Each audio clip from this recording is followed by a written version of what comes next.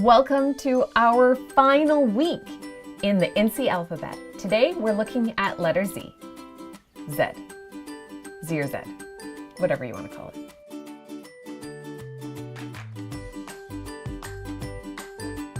Now you have put in so much work over the past 26 weeks, but just in little increments. Now we're going to tie all of that together and really finish this off with a bang. Of course, we need to start off with our basic letter. So let's sketch it out after ruining our paper a little bit. Sketch out your Z. And really, there's nothing exciting about this so far, which is fine because we are going to make it exciting with the embellishments and shadows and insets and all of those things.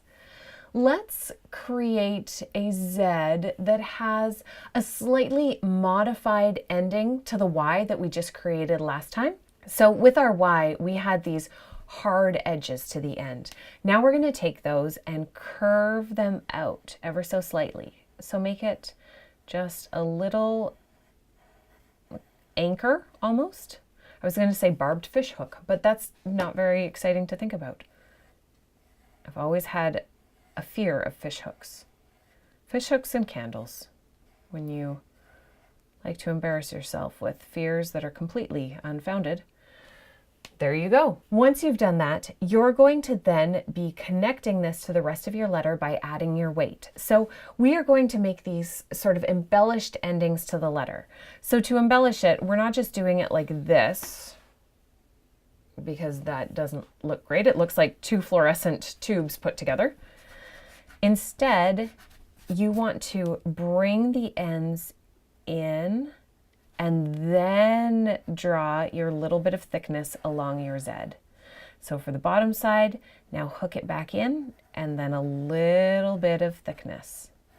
Maintain the thickness from this point to this point to this point in your letter. Those should all be the same.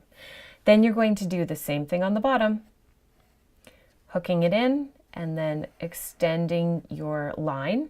And for me personally, it's easier to draw a line this way than this way.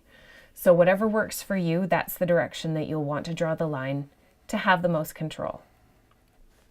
And then here, bring that decorative hook back in. So we have two decorative ends. And next time, let's work on the body.